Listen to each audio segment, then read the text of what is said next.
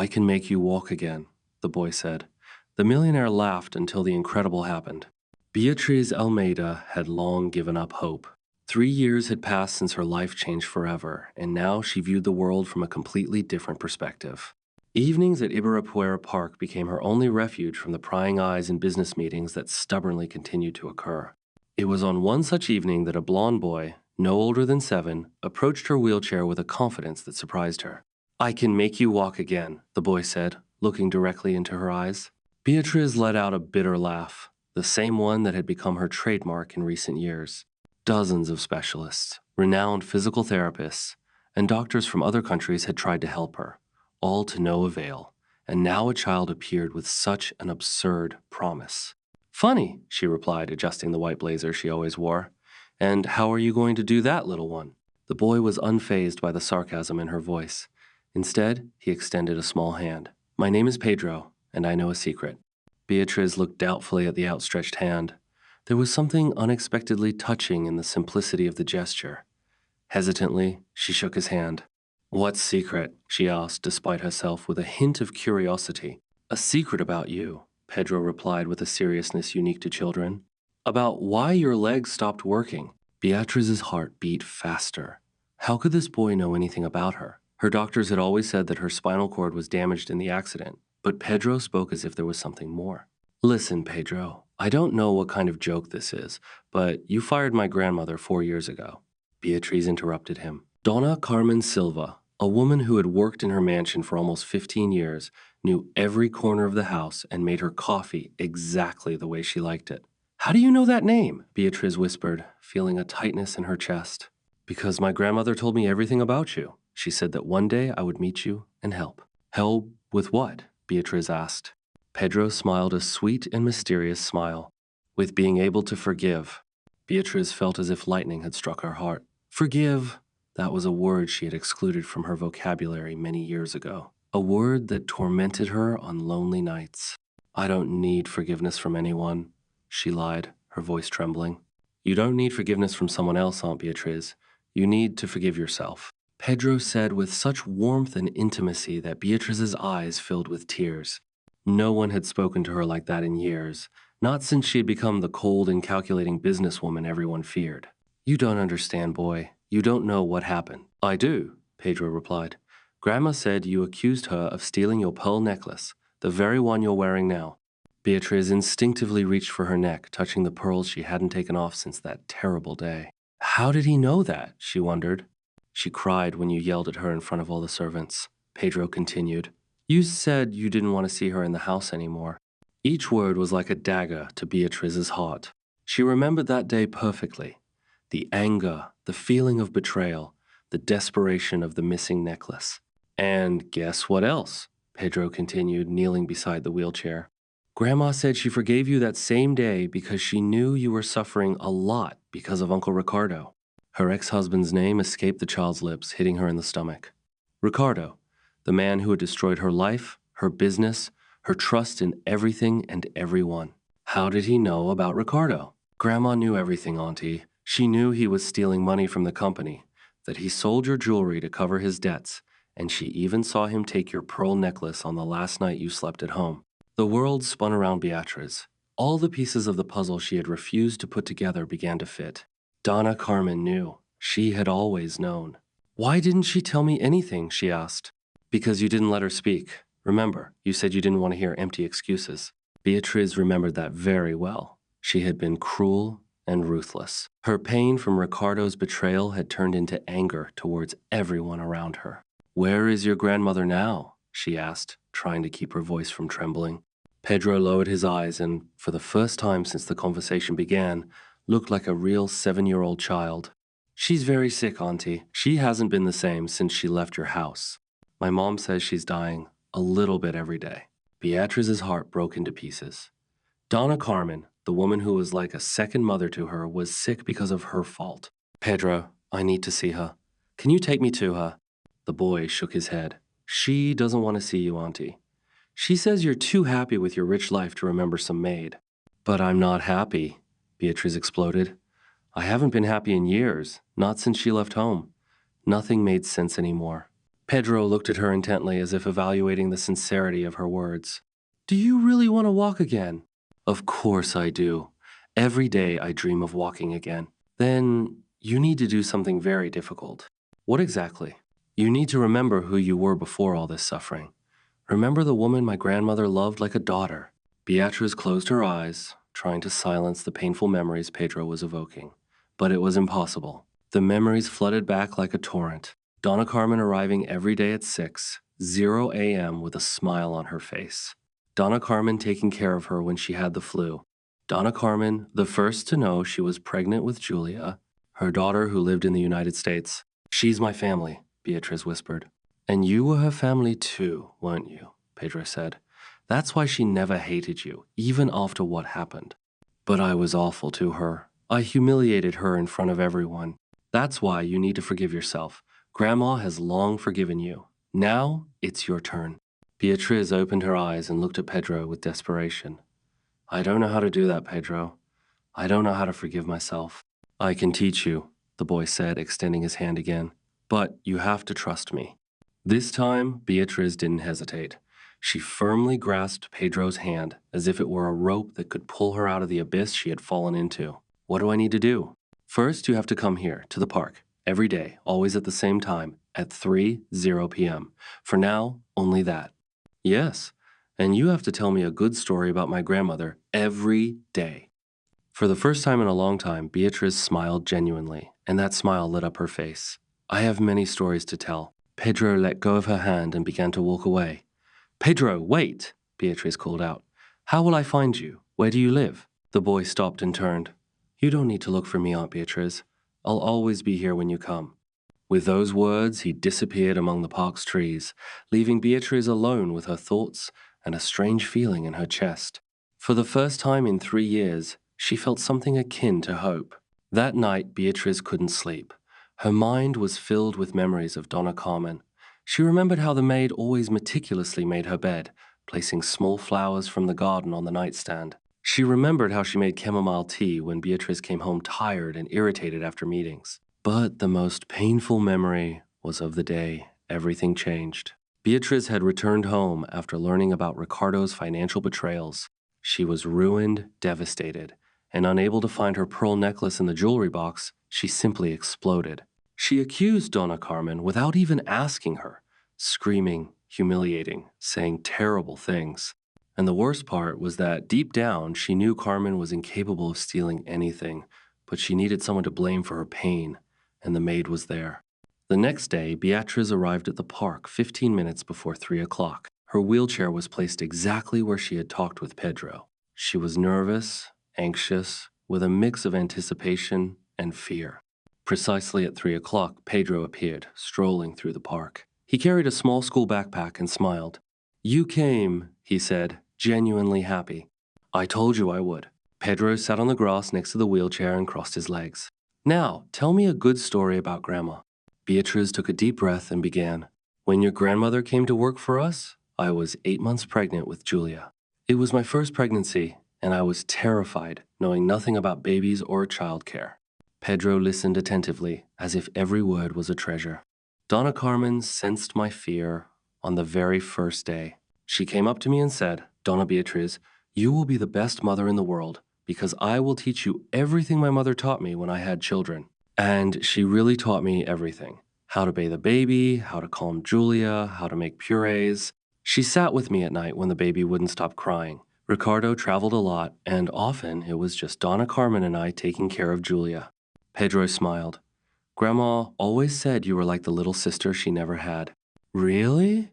Beatriz laughed, surprised. Yes, she said you two used to get into mischief together. That's true. One time, we decided to change the dinner recipe I was making for Ricardo. Instead of baked salmon, we made breaded fish with French fries.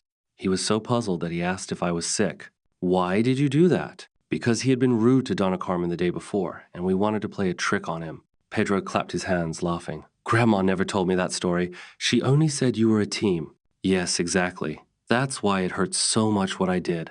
Pedro became serious again. Aunt Beatriz, did you try to move your legs today? Why, it won't help anyway. Just try once for me. Beatriz looked at Pedro with disbelief. but something in his eyes made her want to try. She closed her eyes, concentrated, and tried to move her feet. Nothing happened, she said, frustrated. Okay, we'll try again tomorrow. Now, tell me another story. The next week, the routine repeated itself. Beatriz came to the park at 3 o'clock. Pedro appeared with his backpack, and she told stories about Donna Carmen. Every day, Pedro asked her to slowly try to move her legs. Gradually, Beatriz noticed that the boys' visits were changing something in her. She started waking up earlier, taking more care of her appearance, and even began to smile at Robson, her driver and assistant. You've changed somehow, Donna Beatriz, Robson remarked one day, helping her out of the car. How exactly? You've become more vibrant. I haven't seen you like this in a long time. Robson was a 30-year-old man who had worked for her for 2 years. He was humble, reliable, and one of the few she fully trusted. He replaced Antonia, her previous driver, who retired shortly after the accident. Robson, can I ask you something? Of course, Donna Beatriz. Did you know Donna Carmen? Robson thought for a moment. I did. She was still working here when I started. A very special person, always treated me and the other staff like family. And if I may say so, she spoke very highly of you, even after what happened. Robson stopped the wheelchair and stood in front of Beatriz. Can I be honest? You can. Donna Carmen never spoke ill of you, not even on the day she left. She just said that you were going through a very difficult period and that one day everything would become clear. What does everything will become clear mean? She said she knew the truth about the pearl necklace, but she didn't say anything because you weren't ready to hear it then. Beatriz felt a tightness in her chest. Why did you never tell me? Because it wasn't my place, Donna Beatriz. And because after the accident, you didn't talk about the past with anyone. That evening, when Pedro came to the park, Beatriz was clearly upset. What happened, Auntie? The boy asked, immediately noticing her distress. Pedro, I found out that more people knew the truth about what happened with your grandfather. Why didn't anyone tell me?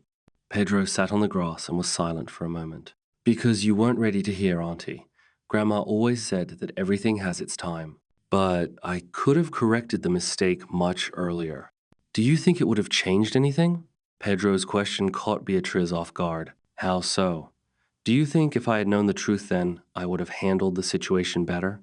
Beatriz thought about it. She remembered how she had been in those days after learning about Ricardo's betrayal. Destroyed, angry, unable to cope with anything. She probably didn't want to admit it. Grandma knew that. She said you had to go through this path to become the person you were meant to be. What kind of person? The one who is here with me now? The one who is trying to heal.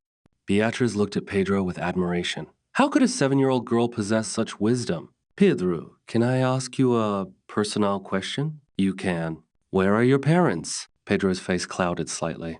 My dad works far from here. He only comes home on weekends, and Mom works 3 jobs to pay for Grandma's treatment. What treatment? She has a heart condition. The doctor said she needs surgery, but it's very expensive. Beatriz's heart sank. Donna Carmen was sick and needed expensive surgery, and she had enough money to pay for 1,000 such operations. Pedro, how much does this surgery cost? I don't know, Auntie, but Mom always cries when she talks about it. That evening, Beatriz called Robson for a private conversation. Robson, I need your help, but this must remain a secret. You can count on me, Donna Beatriz. I want you to find Donna Carmen Silva, find out where she's hospitalized, and how much her treatment costs. Robson was surprised, but nodded. I'll find out everything, Donna Beatriz, and don't tell anyone about this, especially Pedro. Pedro is a long story. Just promise you'll keep it a secret.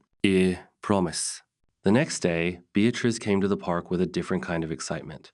She wanted to tell Pedro that she was going to help his grandmother, but she knew she had to be careful. Auntie, you seem happier today, Pedro remarked when he approached. Yes, and do you know why? Because I found a way to help your grandmother. Pedro stopped mid-stride and looked at her in surprise. How? He asked. I don't know exactly yet, but I'll find out. But, Auntie, Grandma doesn't want your help. She always says you've already done too much for our family. Too much? I've done nothing but cause suffering, Beatriz replied. No, Grandma always says that the 15 years she worked in your house were the best of her life, that you treated her like family, gave her children an education, and took care of our family when needed. Beatriz remembered how she always insisted on paying for their schooling personally, how she provided health insurance for the entire family, gave Christmas gifts, and raised their salaries without being asked. Then why doesn't she want to see me? Because she has pride. Pedro replied. She doesn't want you to see her sick and poor.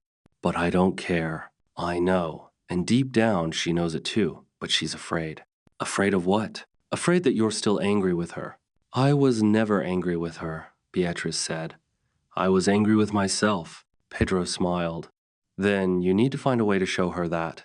At that moment, Beatrice tried to move her legs again, and to her complete surprise, felt a slight tingling in her right foot. Pedro! She exclaimed, excited. I felt something. What? Where? In my right foot. It was just a tingling, but I felt it. Pedro jumped up with joy. I knew it. I knew it would work. But how? The doctor said it was impossible. Doctors only treat the body, Auntie. They don't know how to treat the heart. Beatrice looked at Pedro with tears in her eyes. Are you saying my paralysis isn't just physical? I'm saying that a wounded heart can harm the whole body. That day, Beatrice returned home with an energy she hadn't felt in years. She asked Robson to take her to the garden, something she hadn't done since the accident. The mansion's garden was well-maintained but lifeless. The flowers Donna Common used to plant were gone. Everything was beautiful but artificial. Robson, do you know what kind of flowers Donna Carmen liked to plant? Beatrice asked. Yes, she loved petunias, violets, and begonias. She always said these were flowers that needed special care to grow. How do you know this? She said some people are like those flowers. They need care and love to flourish. Beatrice smiled, imagining Donna Carmen uttering those words. Robson, have you found out the information I asked for? Yes, Donna Beatrice. Donna Carmen is at San Lucas Hospital in Villa Madalena. The surgery she needs costs around 80 reais. Only that much? For our family, it's a lot of money, but for you, it's nothing. Robson, I want you to go to the hospital tomorrow and pay for the surgery. Are you sure? Absolutely. But on one condition, no one must know the money came from me. How will we do that? You'll say it's an anonymous donation from someone who doesn't want to reveal their identity, but learned about the situation and decided to help. If they ask who it is, say you don't know, and you receive the money with instructions to pay for the surgery. Robson thought about it but agreed. Donna Beatrice, can I make a suggestion? Of course. Perhaps it's better if you talk to Donna Carmen in person. She deserves to know you want to help. No, Robson. Pedro explained that she has pride. If she finds out the money came from me, she might refuse the surgery. I understand. The next day, Beatrice came to the park with immense excitement. She could barely contain herself from telling Pedro the news, but when he arrived, he had a sad expression. What happened? She asked. Grandma felt worse last night. Mom said she almost left. What does left mean? Her heart almost stopped. The doctor said the surgery couldn't be postponed. Beatrice inwardly sighed with relief, knowing the surgery was already paid for. Pedro, do you believe in miracles? I do. Why? Because I have a feeling everything will be fine with your grandmother. How do you know? Sometimes you just know, don't you? Pedro smiled, but still looked worried. Auntie, can I ask you something? Of course. Try to move your legs, thinking about Grandma. How about that? Close your eyes and imagine her smiling. Imagine both of you in the garden at home. Now, try to move your legs. Beatrice closed her eyes and followed Pedro's advice. She imagined Donna Carmen tending to the flowers and smiling, telling funny stories. And then something incredible happened. She could move her toes. Pedro shrieked, his eyes wide. I could move my toes! I saw it. Pedro jumped with joy. You did it! But how is that possible? Because you remembered who you truly are, Auntie. You're returning to the Beatrice my grandmother knew. At that moment, Beatrice's phone rang. It was Robson. Excuse me, Pedro, she said, answering. Hello, Robson. Donna Beatrice, I have amazing news. Tell me. Someone made an anonymous donation to pay for Donna Carmen's surgery. The family was just notified. Beatrice feigned surprise. What wonderful news! Yes, and the surgery will be today. The doctors said they couldn't wait any longer. Thank goodness. Beatrice hung up and looked at Pedro, who was watching her curiously. What, Pedro? A miracle happened. Someone paid for your grandmother's surgery. Pedro's eyes widened. Seriously? Yes, the surgery will be today. Pedro cried with joy and, without hesitation, jumped onto Beatrice's lap to hug her. I knew it. I knew you would bring good luck to Grandma. Ever since I started coming here and meeting you, everything got better. Grandma says you've always been our family's guardian angel. Beatrice felt a warmth in her chest she hadn't felt in years. Being there, hugging this special boy, and knowing that Donna Carmen would be okay, made her feel complete for the first time in a long time. Pedro, do you think that after the surgery, when Grandma recovers, she'll want to see me? I think she always wanted to see you, Auntie. She was just waiting for you to be ready. And do you think I'm ready? Pedro stepped back a little and looked Beatrice in the eyes. You could move your toes. You helped Grandma without even knowing it. And for the first time since I've known you, you're genuinely smiling. I think you're more than ready. That day, Beatrice stayed in the park much longer than usual. She and Pedro played storytelling games, guessed shapes in the clouds, and imagined what the meeting with Donna Carmen would be like. Auntie, can I tell you a secret? You can. Grandma has a notebook full of letters she wrote to you but never sent. What letters? Letters apologizing for not telling the truth about Uncle Ricardo. Letters saying she understands you and isn't angry. Letters telling how we're doing. She really wrote you letters, a lot. My mom says Grandma writes you a letter every year for your birthday. How does she know when my birthday is? Because she never forgot any important date in your life. She knows your birthday, Julia's birthday, the day you met. Beatriz was too moved to speak. Knowing that Donna Carmen kept all those dates in her heart despite everything that had happened was too much for her. Pedro, do you think she forgave me? I don't think. I know.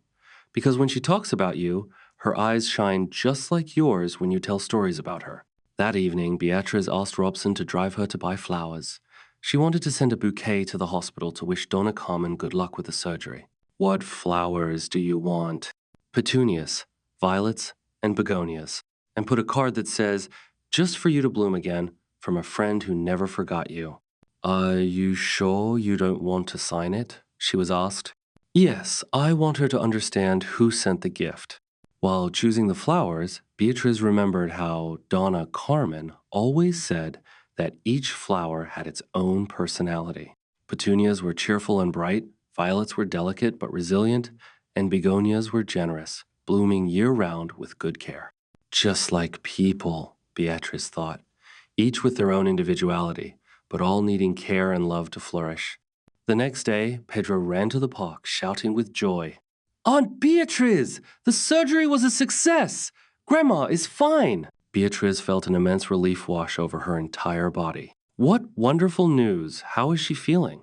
She's still in the hospital, but the doctor said her heart is already beating normally. And guess what else? What? She cried when she received the flowers. She said she knew exactly who sent them. And she got angry? No, she was happy. She said it was proof that you still cared about her. Of course I care. I always cared. Then why don't you go visit her at the hospital? Pedro's question caught Beatriz off guard. That's exactly what she wanted, but she was scared. What if she doesn't want to see me? What if seeing me reminds her of all the bad things I said? Auntie, can I tell you another secret? You can. Yesterday, when Mom told Grandma about the flowers, she asked, how is she living? Is she happy? And what? What did your mom say? Mom didn't know what to say. Then Grandma asked her to find out how you're living, if you're alone, if you're healthy, if you need help. Beatriz burst into tears. After all she had been through, Donna Carmen still cared about her. Pedro, do you think if I go to the hospital, she'll want to talk to me? I think she's been waiting for it for 3 years. 3 years? Since the day of your accident? Yes. Grandma always asked people if they knew how you were. She was very upset to learn that you no longer walked. How did she find out about the accident? Robson told her. He's known my mom for a long time. Beatriz was surprised. Robson had never mentioned knowing Donna Carmen's family.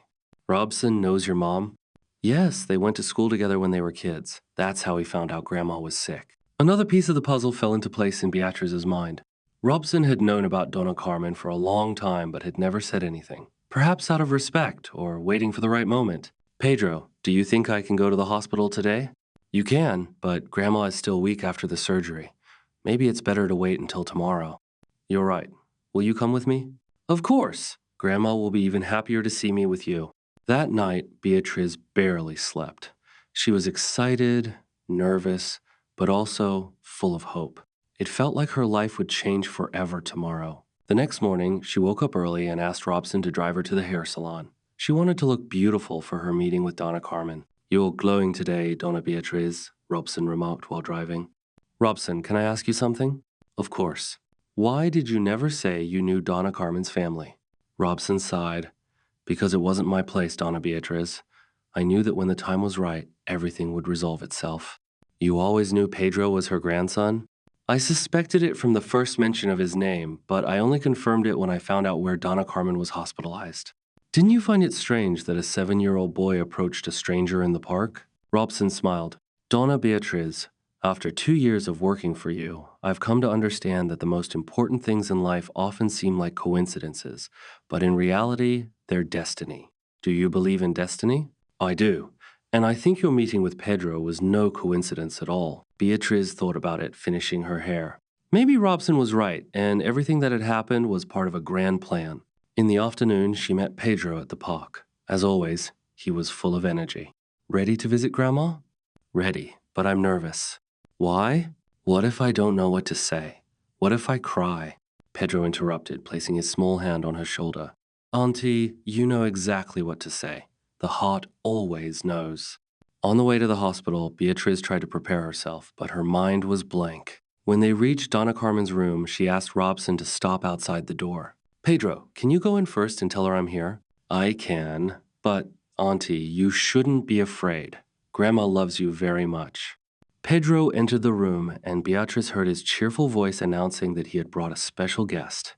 Then, a faint but familiar voice. "My dear Beatriz." It was Donna Carmen's voice, the same one that used to wake her up every morning, tell stories to Julia, and hum while cleaning the house. Pedro appeared at the doorway with a wide smile. "She wants to see you, Auntie." Robson wheeled her into the room, and there she was, Donna Carmen Silva, thinner, with graying hair, but with the same kind smile as always. Donna Carmen whispered to Beatriz with tears in her eyes, "My dear girl." "Mother," Carmen replied, extending her hand. Beatriz took her hand and immediately felt the same comfort as before. It seemed as if 3 years of separation had been nothing but a nightmare. "Donna Carmen, I must ask for your forgiveness. I was terrible to you. I said awful things." Carmen squeezed her hand. "All that is in the past, my daughter. It's in the past." "But I need to explain myself." "No need for explanations. I always knew you were suffering. I knew about Ricardo, about what he was doing. I saw him take your necklace. Why didn't you tell me?" "Because you weren't ready to hear. And because I knew that when the time was right, you would understand everything yourself." Beatriz looked at Pedro, who was sitting next to his grandmother's bed with a contented smile. "Donna Carmen, how did you know I would meet Pedro?" Carmen smiled and stroked her grandson's hair. "I didn't know, but I asked him to take care of you. How about that?" "Pedro always asked about you. He wanted to know what you were like, what kind of person. So I told him everything. And one day he said he wanted to meet you. But how did he find me in the park?" "That was Robson's idea." Beatriz turned to Robson, who was leaning against the wall of the room. "Robson, did you know that I came to the park every day at the same time and that Pedro was eagerly waiting to meet you?" "Yes, I nudged him a little to go to the park." "Did you plan our meeting?" "Not exactly. I just created the opportunity, and the decision was his." Pedro laughed. "Uncle Robson said you were a special person who needed a friend, and if I wanted to make Grandma happy, I should try to be your friend." Beatriz looked at everyone around her and realized that all this time she had been surrounded by love without even noticing it. "Donna Carmen, I must confess something. I paid for your surgery." Carmen didn't look surprised. "I knew, because the same flowers I used to plant in your garden came here. And the card. Only you could write like that. Aren't you angry?" "Angry?" She smiled. "My daughter, you saved my life." "How could I be angry?" Carmen asked. "But I ruined your life 3 years ago." Carmen shook her head. "You ruined nothing. You protected your heart the best way you knew how. How about that? When you fired me, I was saddened, but I understood. You had just found out that the man you loved was cheating on you. You were angry at the whole world, and it was natural to lash out at someone. But it was wrong." "Wrong," Beatriz agreed. "But it was human. People make mistakes when their hearts are broken." Beatriz began to cry uncontrollably. All those years she had carried the guilt, and Donna Carmen had forgiven her from day one. "Donna Carmen, how can you be so kind?" "I'm not kind, my daughter," she replied. "I just understood, that holding on to resentment is like drinking poison and expecting the other person to die. Pedro approached Beatriz. Auntie, now you can try to move your legs again. Why? Because now you've truly forgiven yourself. Beatriz looked at Pedro, then at Donna Carmen, then at Robson. Everyone was looking at her with hope and love. She closed her eyes, took a deep breath, and tried to move her legs. First, she felt strange sensations, then a slight tingling, and to everyone's surprise, she could bend her right knee. My God, Carmen exclaimed. You did it? I did, Beatriz cried and laughed at the same time. I really did. Pedro jumped with joy. I knew it. I knew that when you forgave yourself, you could walk again. But how is that possible? Robson approached. Donna Beatriz, can I say something? You can. I spoke to your doctors before coming here. They said that the last examination showed that your spinal cord has almost completely recovered. According to them, there are now no physical obstacles to you walking. How is that? They said your paralysis had become more psychological than physical. Your body was waiting for your mind to heal. Donna Carmen squeezed Beatriz's hand. My daughter, a broken heart can indeed paralyze the body, but a healed heart works wonders. Beatriz tried to move her legs again, and this time she could move both. Donna Carmen, I want to try to stand up. Are you sure? Yes, but I want to do it here with you.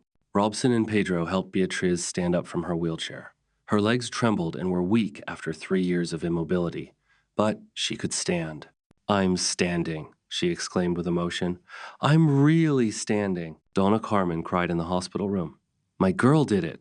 My girl did it. Beatriz took a hesitant step, then another. Her legs hurt, but she could walk. She walked over to Donna Carmen's bed and hugged her. Thank you, she whispered. Thank you for never giving up. I would never give up. My daughter, never. Pedro joined the hug. Now you two can tend to the garden together again. Beatriz and Carmen laughed through their tears. That's true, Beatriz said. Donna Carmen, do you want to come home? Home? Your home? The one where you always should have been? Carmen looked at Beatriz in surprise. Are you inviting me to work for you again? No, Beatriz replied. I'm inviting you to be my family again. In the following days, Beatriz's life changed completely. Donna Carmen was discharged from the hospital and returned to the mansion, but now occupied one of the main rooms, not the maid's room. Pedro began to visit them every day after school. Beatriz enrolled the boy in a private school and officially became his godmother.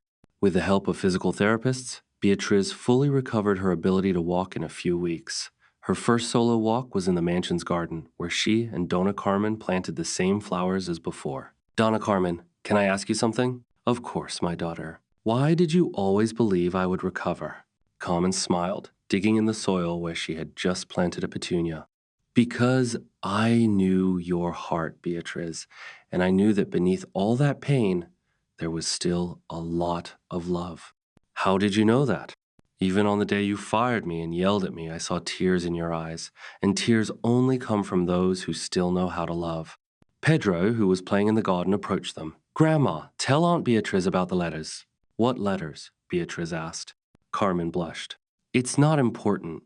Grandma writes you a letter every year for your birthday, Pedro told her. She has a whole box full of them. Really, Donna Carmen? Yes, it was my way of keeping you close, even when we were far apart. Can I read the letters?